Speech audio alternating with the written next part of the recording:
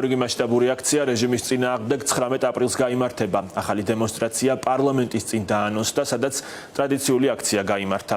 რუსთაველის გამზირი ისევ გადაიკეტა, მანამდე იყო ქართული ენის დღესთან დაკავშირებული მსვლელობები. პროტესტის 128 დღის მთავარ ძალას ახალგაზრდები წარმოადგენდნენ.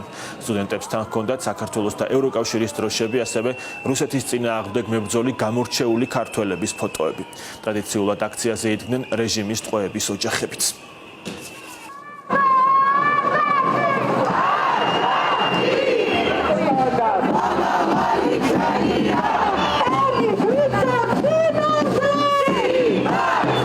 პროტესტი უნდა გაიზარდოს, მათ შორის ესეთი ისტორიული დღეების მნიშვნელობა ძალიან დიდია და ჩვენ აუცილებლად უნდა შევიკრიბოთ შემდეგ დიდ დაანონსებულ აქციაზე, რომელიც 19 აპრილს გაიმართება. ჩვენ უნდა დავანახოთ ერთმანეთს, რომ კვლავ ბევრი ვართ, ჩვენ უნდა დავანახოთ ერთმანეთს, რომ ეს ბრძოლა არ ჩერდება და მნიშვნელოვანია, რომ ჩვენი მთავარი მოთხოვნების გარშემო მეტი და მეტი ადამიანი გავაერთიანოთ. პროტესტს აქვს კვლავაც უწყვეტი ხასიათი, მიუხედავად იმისა, რომ ქართული ოცნება ცდილობს გაანეიტრალოს აქტიური ადამიანები ამ პროცესში, ამაში იგულისხმება ცხადია ჯარიმები, ასე ვთქვათ, რეპრესიები, რომელსაც იყენებს ამ ადამიანების მისამართით, მიუხედავად ამისა, ადამიანები არიან კვლავ ქუჩაში, ფრონტის წინახაზზე კვლავაც არიან ახალგაზრდები და სწორედ ასეთი კიდევ ერთი შეკრების ადგილი ახალგაზრდების იქნება 19 აპრილს. ერთი ამბავია მნიშვნელოვანი რა, მე მგონია, რომ ის ადამიანები, ვინც 78 წლის 14 აპრილს დაიცვეს ქართული ენა და ღირსება, დღეს იქნებოდნენ და არიან, ვინც ჩვენთან ერთად იყვნენ ამაყები, რომ ამდენი ხნის შემდეგ შევძელით და ესეთი ღირსეული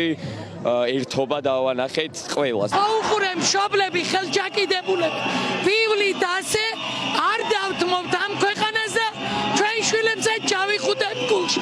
მალე იხილავთ გამწყინებულ საქართველოს. ზვიადი იქნებოდა აქ და ხალხთან ერთად ძალიან გულით და სულით. ახლაც აქ არის.